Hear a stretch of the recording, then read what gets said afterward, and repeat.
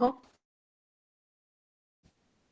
tenemos a Creta y a Micenas, perdón. Durante la Edad de Bronce, más que nada en la parte entre los años 2000 a 1500, tenemos muchos avances tecnológicos, tenemos una revolución urbana y hay una organización política. Esta organización política se da más que nada porque se empiezan a centrar dentro de la ciudad los reyes, la construcción de palacios. Después tenemos la parte de Micenas, que Micenas es una sociedad que se centra en torno a un palacio con funciones religiosas, políticas, militares, administrativas y económicas. En este palacio hay un rey, que el rey controla todos los aspectos de vida de las personas a través de sus escribas y servidores. Los aspectos sociológicos, económicos, políticos. El rey controla toda la vida de las personas.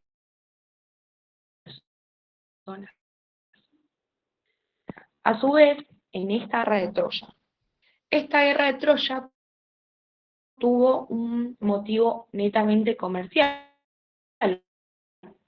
porque el problema era quién se quedaba con el dominio, y los dorios introdujeron armas de hierro, a micénicas y desplazaron a los micénicos. Entonces, como para englobar este periodo creto-micénico es un periodo corto. Para que tengan en cuenta, hay dos partes, tenemos a Creta y a Micenas, son como dos islas. En la parte de Creta tenemos la organización política centrada en reyes y en el palacio, avances tecnológicos y una revolución que dio lugar a la creación de una ciudad. Después en la parte de Micénicas tenemos que se empieza a introducir el bronce en Grecia, que ocurre la guerra de Troya por el conflicto de quién se quedaba con el dominio del mar Egeo. A su vez invaden los dorios, desalojan a los micénicos, a las personas que estaban en esa isla, y el rey controlaba todos los aspectos de vida por medio de sus escribas y servidores, por medio de este sistema palatino. A su vez, esta sociedad se centraba en torno a un palacio, este palacio tenía funciones militares, políticas, jurídicas, religiosas, administrativas y económicas. Acá había una organización social. En primer lugar, imagínense como una pirámide, vamos a tener al rey, que este rey va a ser el ánax, que va a tener funciones religiosas, económicas y militares. Después vamos a tener, en el segundo lugar, al jefe militar, que también se lo llama guaguetas. A mí, yo siempre lo dije como más jefe militar para no confundírmelo, así que vamos a seguir diciendo jefe militar. Después tenemos al telestai, que es como un hombre al servicio feudal, al servicio de la tierra, un trabajador de la tierra. Y en cuarto lugar vamos a tener al basileus. Esto es muy importante. El basileus era una nobleza de segunda categoría o de segundo orden en el ámbito rural. Y después de la segunda invasión indoeuropea, o sea, tenemos la primera invasión de los dorios que sacan a los micénicos, después se produce una segunda invasión, donde desalojan al ánax como rey, o sea, lo quitan de la cúspide, y se introduce el basileus como rey. Como para sintetizar esta organización, tengan en cuenta que hay una pirámide con 4 escalones. En primer lugar vamos a tener al ánax, que va a ser el rey con un rol económico, militar y religioso. Después vamos a tener al jefe militar. Después vamos a tener al telestai, que son los hombres, al servicio feudal, al servicio de la tierra. Y después vamos a tener, y al servicio no solo feudal de la tierra, sino también servicio al rey. Y después vamos a tener al basileus, que es una nobleza de una segunda categoría, que luego de la segunda invasión indoeuropea ocupa el lugar del ánax como rey. Entonces lo desaloja y ocupa ese lugar. Luego de este periodo viene el periodo oscuro, más o menos 1200 al 800. Acá tenemos el periodo cretomicénico, había terminado, digamos, con esta invasión indoeuropea, con esta segunda invasión indoeuropea. En el periodo oscuro nos cuenta que los dorios terminan con la civilización micénica, Acá, ¿qué pasa? Desaparece la escritura y el sistema palatino del rey, este sistema que controlaba por medio de los escribas y servidores todos los aspectos de vida de las personas, y se fragmenta ese poder político con el basileus en el lugar del anax, como el líder supremo. Se introduce el hierro, que era para la producción de armas, que las utilizaban para estas guerras, y este periodo se llama oscuro porque hay escasez de fuentes históricas para conocer algunas de las características. Lo poco que sabemos es por los poemas como la Ilíada o la Odisea, que eran los principales registros que quedaron para el periodo oscuro. Entonces, luego del periodo cretomicénico, cuando va siguiendo una transición hasta el periodo oscuro, tenemos a los dorios que reemplazan a los aqueos, se termina con la civilización micénica, desaparece la escritura, desaparece el sistema de control del rey, ese sistema palatino a los ciudadanos, se fragmenta el poder político y se introduce el basileus, que está abajo de todo como rey, en el lugar del anax, y hay escasez de fuentes históricas. Como hechos importantes de este periodo, vamos a tener que se crea el alfabeto griego, que se desarrolla más que nada a partir de un alfabeto marcando el fin de la Edad Oscura. Empiezan a aparecer las polis, o sea, no el término polis clásico como ciudad, pero se empiezan a destacar estas unidades. Aparecen los oikos, comunidades económicas, y a su vez este gobierno se caracteriza por la división de la clase aristocrática, que es la clase eupatrida, que es la clase con más poder, y el pueblo. El pueblo va a ser el demos. Entonces se convierte en un gobierno monárquico, donde ya no vamos a tener varias clases sociales,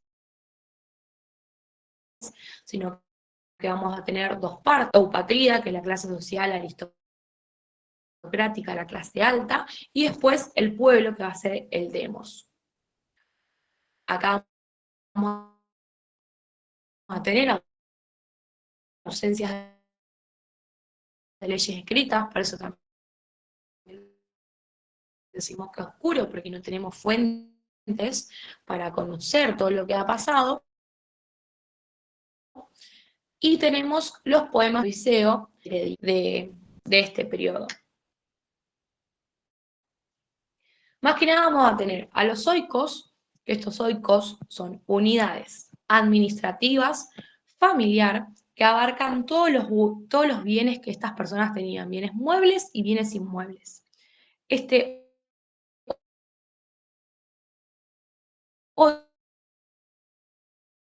oiko era un centro de educación y culto y se componía por un jefe, un pastor, gens. El gens o los genos son grupos de familias que se organizan en estos genos, imagínense como grupos de parientes, que comparten un antepasado en común. O sea, comparten una persona en común, un pater de familia, por ejemplo. Supongamos que yo soy un pater de familia, yo tengo hijos, mis hijos tienen sus propios hijos. Bueno, todas esas personas me comparten a mí como antepasado en común. Yo luego me muero, pero ellos siguen formando parte de esa familia. Los hermanos con sus respectivos hijos, sus hijos con sus hermanos y sus respectivos hijos, así como el árbol genealógico. Comparten ese grupo de familia. Bueno, después vamos a tener el periodo arcaico. El periodo arcaico es un periodo muy importante porque acá vamos a tener todas las reformas. La reforma de Solón, la reforma de Dracon, la reforma de Pisístrato, la reforma de Clístenes y después, en el periodo clásico, la de Pericles. El periodo arcaico, como característica así fundamental del periodo, va a surgir la polis griega. Cada polis tenía este núcleo urbano, contaba con edificios administrativos y religiosos importantes. A su vez, había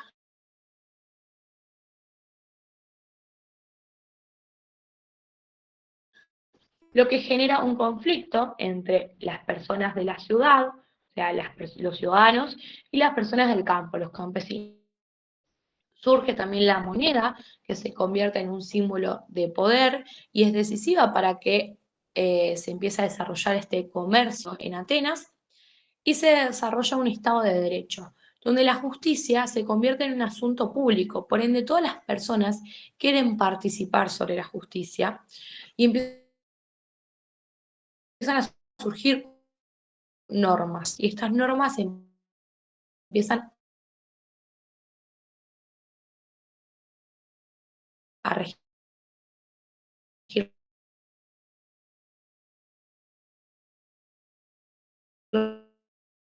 la ciudad,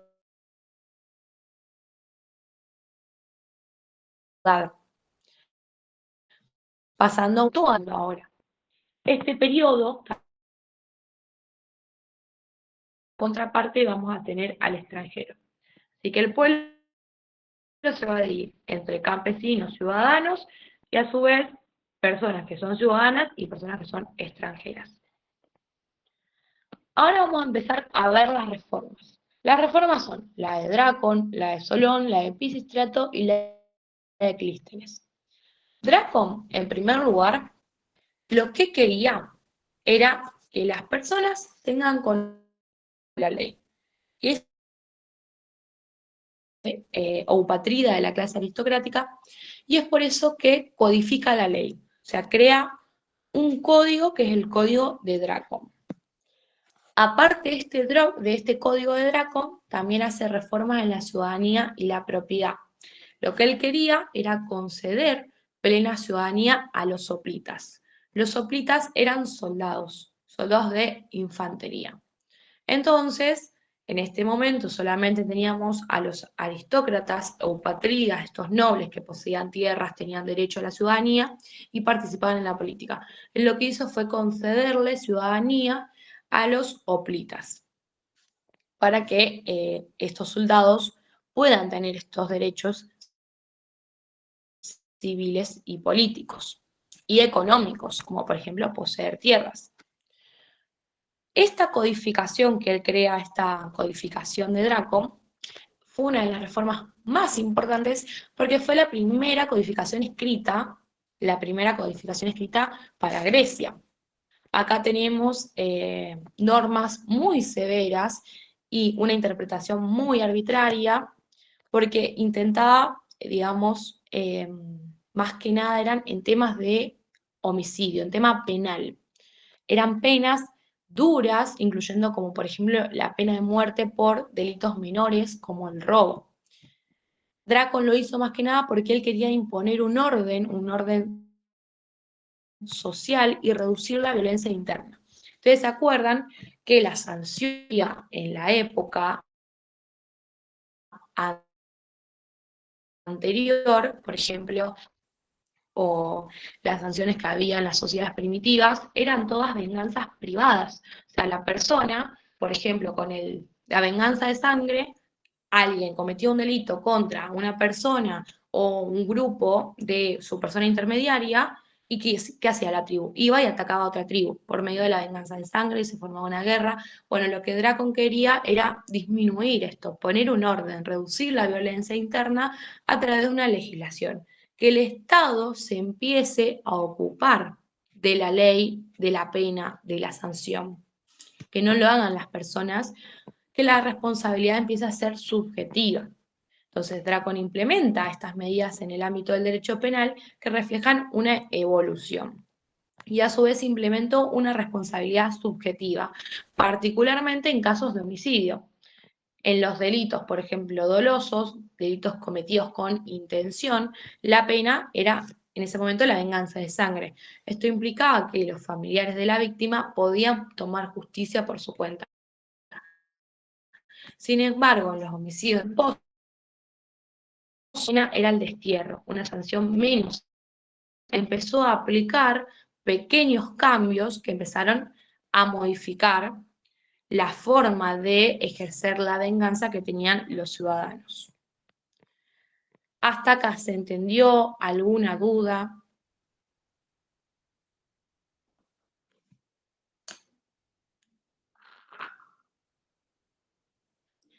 Después vamos a tener también las instituciones políticas. Zoe, ¿vos querés decir algo?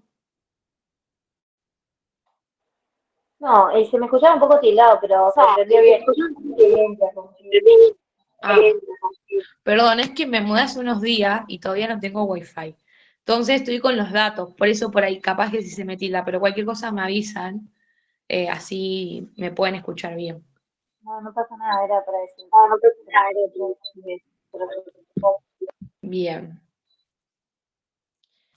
Bueno, después vamos a tener las instituciones políticas, si se escucha. Sí, se escucha, Azul.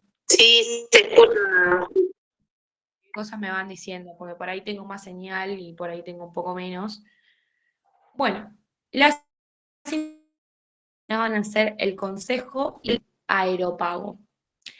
Instauró una serie de reformas en el ámbito político, donde tenemos el Aeropago, que por ejemplo era un tribunal que tuvo un papel fundamental en este sistema político de Atenas, porque era uno de los primeros sistemas, supervisaba a los magistrados, controlaba el poder ejecutivo y el poder judicial.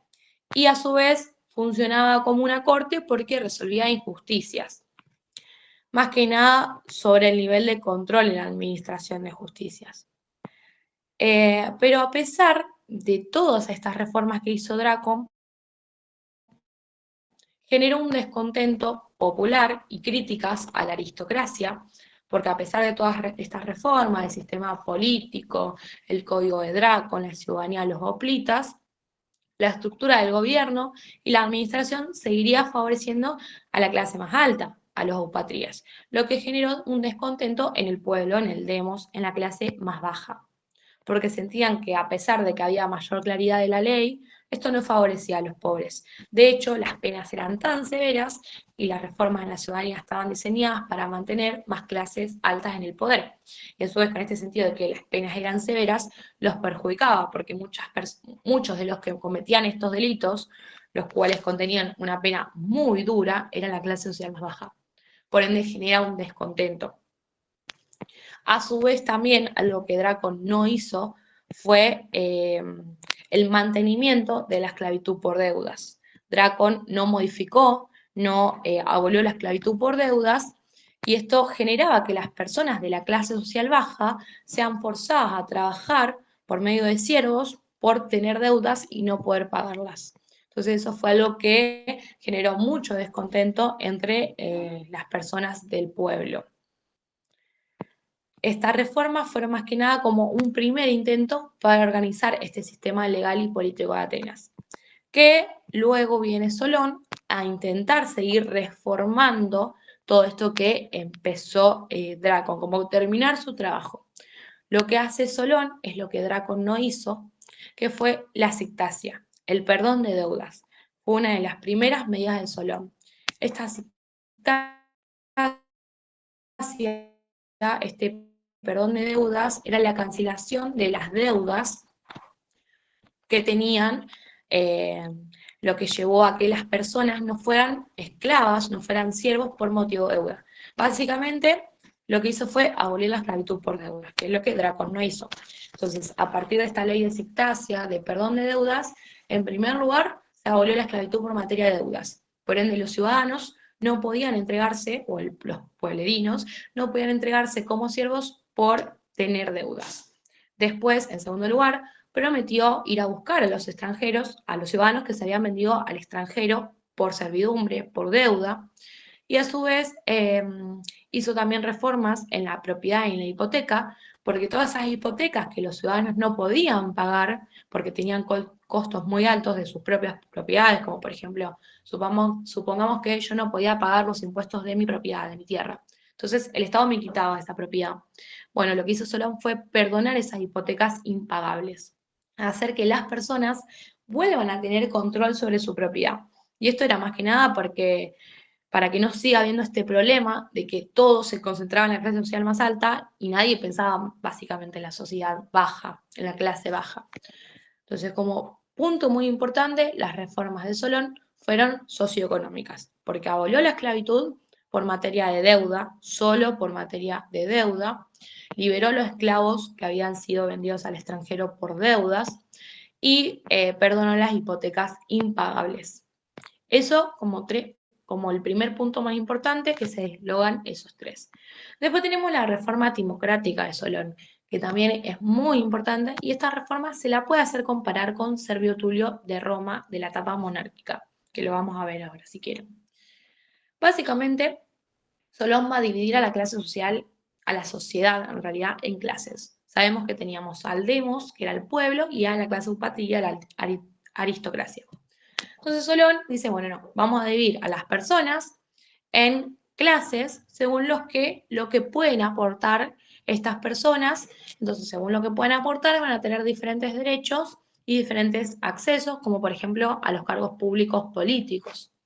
Entonces va a equilibrar este poder que había entre la clase baja, el pueblo, y la clase alta. Lo divide de 4 formas. En primer lugar vamos a tener a los pentacosio medignoi. Estos pentacosio medignoi, que les tiro un dato, yo para esta materia usé muchas palabras memotécnicas. El estudio de palabras memotécnicas es estudiar la palabra relacionándolo a otras palabras. Por ejemplo, para pentacosio medignoi, yo me acordaba de pentágono, cosa medidor. Por si les sirve, les tiro el dato. Bueno, estos pentacosio medignoi eran los ciudadanos con más dinero, eran los ciudadanos más ricos, que aportaban 500 medidas de productos de tierra. Estos productos de tierra podían ser cereales, aceites y suministros para la guerra. Estos ciudadanos tenían acceso a todos los cargos importantes, como por ejemplo magistrados, jueces, todo lo que ellos querían ser, ellos podían acceder, porque eran los ciudadanos plenos, plenos derechos civiles y políticos y económicos, obviamente. Después vamos a tener a los caballeros o hippies. Estos caballeros eran una clase que contenía más que nada 300 medidas que estaban asociadas más con la caballería, por eso también se los llama caballeros, y tenían acceso a cargos muy importantes y eran considerados también ciudadanos plenos. Al igual que los pentacosio medignoi, podían acceder a cargos de arcontes, magistrados, jueces, lo mismo que los pentacosio medignoi, los pentágonos, así. Después tenemos los hoplitas o los seugitai, yo le digo hoplitas, es más fácil. Estos hoplitas eran soldados de infantería pesada. Esos soldados contribuían con medidas a la economía, pero no podían acceder a tantos cargos como los pentacosio medignoi y los caballeros. Por ejemplo, no podían acceder a cargos de arconte o al consejo de ancianos, pero podían formar parte de la bule. La bule era un consejo de 400 miembros que crea Solón. Este consejo tenía funciones legislativas y se componía por las 3 clases sociales más altas, por los pentacosio medignoi, los caballeros y los hoplitas. Y después vamos a tener a los tetes. Estos tetes eran la clase social más baja, se componían por guerreros de infantería ligera, más que nada en la parte marítima, y era la mayor parte de esta población. Estas personas no tenían acceso a cargos políticos o a cargos públicos, pero podían representar a las personas en las asambleas con voz, o sea, podían hablar en las asambleas, pero no tenían derecho a ocupar cargos públicos. Después, como reformas políticas, Solón crea la Bule, que es una institución con un miembro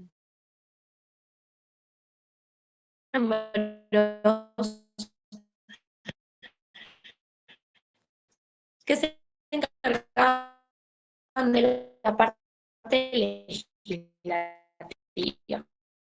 Arcontes y un secretario. Los arcontes tenían funciones más ejecutivas y se renovaban cada un año más o menos. Y después tenemos la asamblea. Esta asamblea va a recibir el nombre de eclesia, que fue una institución muy importante donde tenía funciones más judiciales. Era como un tribunal popular, donde también se veía una instancia de apelación para las sentencias. Este era un órgano muy importante para la política de Atenas. Y después vamos a tener reformas también en el derecho civil. En primer lugar, tenemos una división del patrimonio del padre de familia. Más que nada, Solón obliga a dividir el patrimonio del padre de familia tras su muerte. Esto era más que nada para poder distribuir de manera equitativa la riqueza de las familias a todas las personas que estaban dentro de ese conjunto, de ese gens. Después se le empezó a proteger a los esclavos y a la restricción del poder marital. El padre tenía mucho poder absoluto sobre sus hijos, entonces lo que hizo Solón fue limitar el derecho que tenía el padre sobre sus hijos. Por ejemplo, limitar el derecho de vida sobre sus hijos o de muerte, porque el padre podía vender a sus hijos, matar a sus hijos. Entonces él regula la venta de las hijas, que era muy común en esa época, y regula que es que las personas, que los padres tengan el derecho sobre decidir sobre la muerte o vida de sus hijos. Y después, en materia de homicidio, implementó algunas reformas, pero mantuvo las leyes de Draco, más que nada en lo que está relativo al homicidio. Como conclusión, Solón da un paso a la democracia porque abolió la esclavitud, o sea, abolió la esclavitud por deudas. No me quiero confundir en esto, no quiero confundirlo, es muy importante.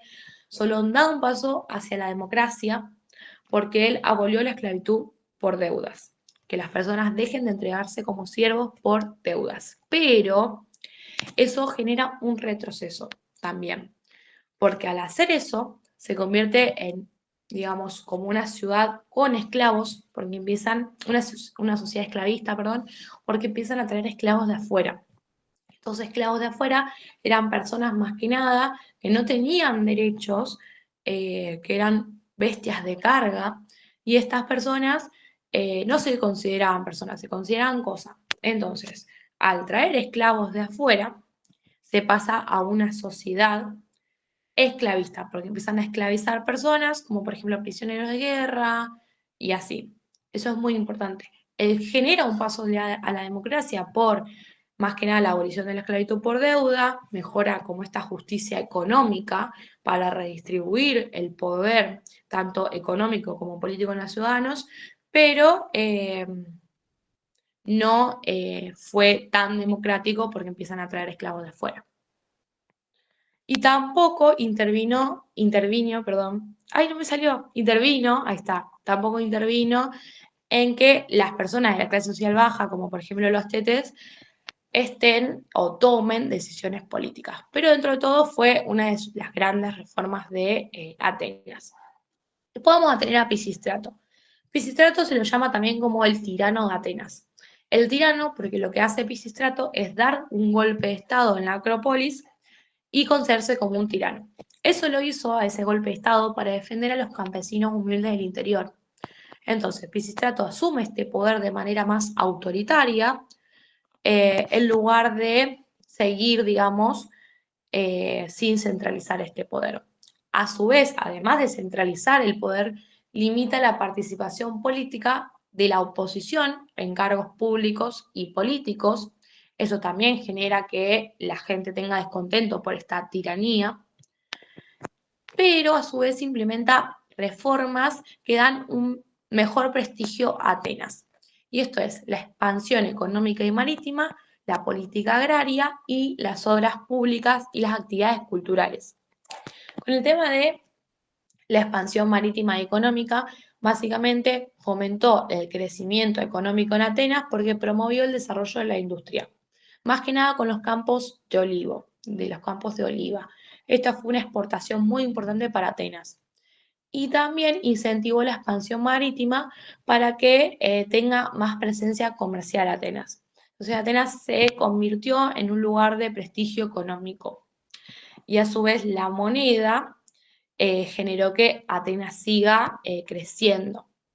Con el tema de las obras públicas, lo que hizo fue crear proyectos de infraestructura, como por ejemplo construir templos dentro de la ciudad, donde le proporcionó a los ciudadanos, como por ejemplo a los artesanos y a los trabajadores urbanos, empleo.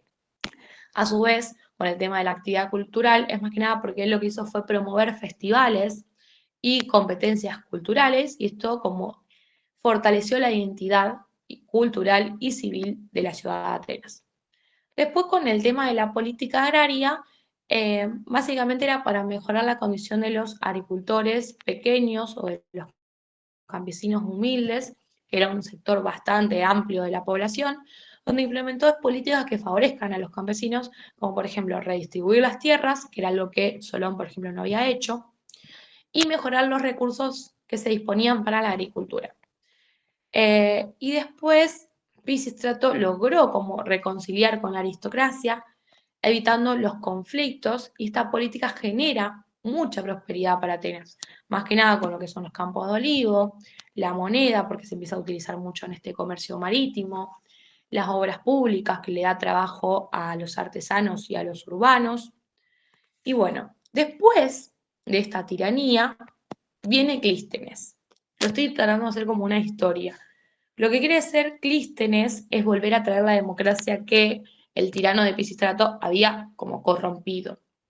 Por eso se lo llama el padre de la democracia. Las reformas de Clístenes más que nada se influencian por la necesidad de evitar el regreso a la tiranía y de promover la igualdad entre los ciudadanos. Él lo que quería es que no vuelva a oponerse una persona en el poder como había hecho Pisístrato. En primer lugar, organiza a Atenas en demos. Los demos son unidades administrativas como pequeños pedazos territoriales. Estas unidades organizaban a los ciudadanos y servían para fomentar la autonomía de la localidad. Eran como pequeñas poblaciones. A su vez, las tribus de Atenas se reorganizaron en 10 distritos y cada distrito aportaba recursos para la guerra y para el Estado. Y, digamos, esa reforma no solo permitió que haya más representación en diferentes regiones del gobierno, sino que evitó que se fraccione la aristocracia en una sola parte, que domine todo lo político y todo lo público y que la población quede abajo. Eso como más importante. Y después, otra de las reformas muy importantes fue la bule y la eclesia. Más que nada, la bule, si se acuerdan, era el consejo que Solón creó de 400 miembros. Bueno, lo que hizo Clístenes fue transformarlo en un cuerpo de 500 miembros, o sea, sumó 100 personas más, que estas personas iban a ser elegidas por sorteo. Y esto era más que nada para que haya más participación en los ciudadanos en la toma de decisiones. Y fortaleció ese poder que tenía la Eclesia como un órgano donde todos los ciudadanos varones con más de 18 años discuten y voten sobre proyectos de ley. Después también, para evitar que venga una persona a corromper el poder, a dar un golpe de Estado, a acumular el poder y dar un paso a la tiranía, introduce el sistema del hortacismo, ostracismo o ley de ostracismo, que es más que nada que los ciudadanos puedan votar si quieren exiliar a una persona. Básicamente, si hay una persona que es una figura autoritaria, como lo fue en su momento Pisístrato, que en Pisístrato hizo muchas cosas buenas para Atenas, pero eso no quita que dio un golpe de Estado, estas personas puedan exiliar por esta ley del hortacismo a esta persona que cometió este régimen autoritario. Y después la igualdad ante la ley, que fue un principio clave para Clístenes. La igualdad de todos los ciudadanos hasta la ley para eliminar distinciones entre los ciudadanos atenienses. Hasta acá, ¿quedó alguna duda? Tengan en cuenta que son cuatro reformadores. Adracón, más que nada el Código Penal y los sistemas políticos. Solón, la timocracia, la ley sectasia o perdón de deudas, y después las reformas políticas. Después Pisístrato, el golpe de Estado, esta tiranía, y a su vez la prosperidad en Atenas económica y marítima. Y después a Clístenes con el regreso a la democracia, la igualdad ante la ley y el ostracismo. Después tenemos al periodo clásico. El periodo clásico es más que nada un periodo donde se ve mucho el esplendor cultural, militar y político de Atenas. Se divide a la sociedad ateniense en este periodo. Vamos a tener tres partes: los ciudadanos, los metecos y los esclavos. Los ciudadanos van a ser ciudadanos atenienses, eran aquellas personas que eran hijos de padre y madre ateniense. A su vez, estos ciudadanos tenían derechos políticos, económicos, poseían tierras, eran de la clase social media o de la clase social alta, podían ser magistrados, podían participar en la iglesia, en los tribunales, podían participar en la política y a su vez poseer tierras. Después vamos a tener a los metecos. Los metecos eran extranjeros domiciliados en Atenas, por ende eran extranjeros que vivían en Atenas, pero no tenían los mismos derechos que los ciudadanos, porque seguían siendo méticos extranjeros y estaban sujetos a obligaciones fiscales. Estas obligaciones fiscales provenían de pagar impuestos, tener un representante legal para cuestiones legales. Por ende, estos méticos básicamente mantenían a toda la ciudad, porque ellos eran los únicos que tenían que pagar estos impuestos. No participaban en la política directamente, pero contribuían económicamente en el comercio, en la manufactura, y después vamos a tener a los esclavos.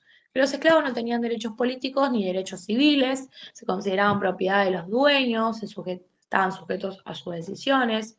Más que nada tenían funciones de trabajo doméstico, en minas, en agricultura, trabajos pesados. Y algunos esclavos, dependiendo con la familia en la que estaban, podían tener algún cierto privilegio. Si trabajaban como artesanos o si eran parte de una familia que le brindaba, más que nada, funciones en la administración pública y demás. Acá en este periodo clásico viene la figura de Pericles. Pericles fue más que nada un líder muy importante porque fue uno de los pocos de este periodo, o al menos el único que se ve acá. Y lo que crea es exámenes de moral para cargos públicos y remuneración por participación de tribunales y asambleas y los requisitos para la ciudadanía. Son 3 puntos importantes. La remuneración por participación en tribunales y asamblea es básicamente que los ciudadanos que participen en la política, en asambleas políticas, en tribunales, puedan tener una remuneración, o sea, se les pague por participar. Y esto era porque solo participaban las personas que tenían, digamos, más dinero, las personas que eran más ricas, porque tenían tiempo para participar. En cambio, las personas más pobres tenían que trabajar y por ende no tenían tiempo de participar en estos tribunales o en estas asambleas políticas. Por ende, se les empezó a pagar a las personas y esto fortaleció más que nada la democracia directa, porque incluyó a un mayor número de ciudadanos en esta toma de decisiones. Después, los exámenes de moral para cargos públicos era para que esas personas que iban a ocupar estos cargos públicos, que iban a ser remunerados, se les haga un examen para ver que no vayan a ser, como por ejemplo, pisistrato, que no caigan a tiranía, que no quieran que otras personas no participen de lo político, que estas personas que sean elegidas no estuvieran involucradas más que nada en comportamientos inmorales o, digamos, corruptos. Y después los requisitos para la ciudadanía era más que nada otorgarle ciudadanía ateniense para ser considerado ciudadano a las personas que ambos padres eran atenienses. Y esto era más que nada para que los hijos de los metecos o los hijos de los extranjeros puedan acceder a los derechos políticos. Entonces, Pericles implementa estos requisitos más estrictos para obtener o otorgar ciudadanía ateniense. Y esta medida más que nada era para la exclusividad de la ciudadanía ateniense y la idea de que los ciudadanos atenienses solo puedan participar ellos mismos en la política y no haya personas de afuera que participen en la política de Atenas. Bueno, después tenemos a Esparta. Esparta, vamos a encontrar la reforma de Licurgo y vamos a encontrar una estructura social muy distinta. Esparta es muy diferente a Atenas, porque, por ejemplo, como punto importante, Esparta no le importaba el comercio, no comercializaba, no expandía marítimamente el comercio tampoco, no introducía la moneda. O sea, lo que quería Esparta era básicamente tener una economía cerrada, que no comercializaba con el exterior, que no usaba la moneda, porque lo más importante para ello era el servicio militar. Vamos a tener 3 clases sociales, vamos a tener a los espartanos homoioi o iguales, a los periecos y a los iliotas. Los homoioi o iguales son ciudadanos que tienen absolutamente derechos políticos, como por ejemplo participar en altos cargos, pero más que nada recibían exclusivamente una educación militar por medio del Estado. O sea, el Estado los educaba desde los 7 años más o menos, luego ellos cuando cumplían la mayoría de edad se podían casar, pero seguían viviendo en ese lugar, porque se dedicaban exclusivamente a la vida militar, no se dedicaban a la economía. Tenían derechos políticos solamente ellos, eran los ciudadanos más privilegiados, pero se dedicaban exclusivamente a la vida militar y recibían educación desde los 7 hasta los 20 años por medio del Estado. Después tenemos a los periecos. Los periecos eran comunidades que se sometían a Esparta, que tenían un poco de autonomía, pero que, por ejemplo, no participaban en lo político, en el gobierno, y servían al ejército. Y también realizaban algunas actividades económicas, pero en su minoría, porque no era como lo más esencial. La actividad económica en esta ciudad era cerrada. Y después tenemos a los idiotas, que eran propiedad del Estado, eran servidores del Estado, trabajaban la tierra, no tenían derechos políticos y lograban la libertad después de servir militarmente al Estado. Vamos a encontrar la figura de Licurgo, que fue un emperador de Esparta, el cual instauró este sistema militar. Este sistema centrado en la disciplina militar, donde el primer objetivo era que los ciudadanos se conviertan en guerreros para proteger la ciudad. Por eso estos homoioi recibían educación por medio del Estado espartano para obtener habilidades más que nada militares y de supervivencia, y también físicas. A su vez, implementó la redistribución de las tierras para evitar la acumulación de riqueza, garantizar que los ciudadanos fueran iguales, más democráticos, y eliminó la propiedad privada y la herencia. Pero lo más importante de Licurgo es esta reforma, este gobierno, esta estructura política que estableció una oligarquía en la que el poder se concentraba en 2 reyes y en un consejo de gerontes o de gerucia que se componía por los ancianos, que eran estas personas más sabias, de mayor edad, padres de familia, donde tenían roles muy importantes en la política. Y bueno, y después que no comercializó, que la economía era cerrada, que no introdujo la moneda y que todo se basaba bajo un régimen militar donde se le brindaba educación a los homoioi o iguales, que era la clase social más privilegiada y alta, desde los 7 hasta los 20 años más o menos.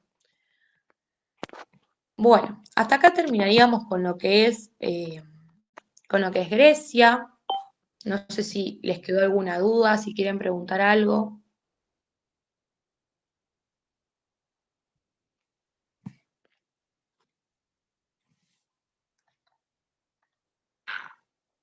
Tengan en cuenta eso, esos, esos periodos, esas reformas, son preguntas muy importantes. Por ejemplo, te puede tomar directamente reforma de Clístenes, reforma de Pericles, reforma de Pisístrato, reforma de Drácon, o capaz que te pregunta periodo clásico, periodo arcaico. Por ahí el escuro y el creto micénico no lo suelen tomar, por eso con que se estudian las características de los periodos está bien. Y lo que no dije, que es una pregunta re de examen, es la diferencia y semejanza que hay entre Servio Tulio y Solón. Esa es una pregunta clave. Cada tanto la hace, porque repite mucho las preguntas.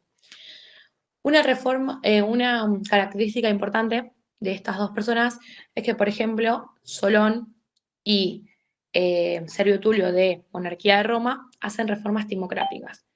Solón divide a la clase social en pentacosio meignoi, hoplitas, caballeros y tetes, caballeros, hoplitas y tetes, y Servio Tulio los divide según su utilidad militarmente. Los divide en juniores y señores. Los juniores van a ser hombres de 17, 18, 46 años y los señores de 46, 47 a 80 años. Los señores van a participar más que nada en el cuidado de la ciudad, guardianes de la ciudad porque no sirven para la vida militar, para el ejército, y los juniores van a servir para esta vida militar, para servir al ejército. A su vez también divide a los ciudadanos según el patrimonio y los va a dividir. Lo vamos a ver después cuando vemos monarquía, después lo vamos a ver más ampliamente, pero es para que tengan idea de esta diferencia y semejanza porque es una pregunta clave. Lo que hace también Servio Tulio es dividirlo según el patrimonio que tienen estas personas, las personas que tengan un patrimonio no menor, o sea, mayor a 100.000 haces, el haces es como si yo digo pesos, después 75.000 haces, después personas con un patrimonio no menor a 50.000 haces, después a 25.000 haces y un patrimonio no menor a 12.000 haces y inferior a 12.000 que es el proletariado. Entonces, Servio Tulio y Solón hacen reformas timocráticas. Solón divide en pentacosio meignoi, caballero, hoplita y tetes, y Servio Tulio en juniores y señores y según los patrimonios. Eso como punto muy importante. Así que eso se les puede preguntar. Y después, bueno, si van quedando alguna duda, si tienen alguna consulta, si viene alguna pregunta de examen sobre estos temas, que no lo entienden, me van mandando por privado o por el grupo, yo no tengo ningún problema. La idea es poder ayudarlos y que puedan sacar esta materia. A su vez, cuando se rinda, también vamos a hacer grupos de estudio, que mayormente son 4 días para abarcar todos los temas.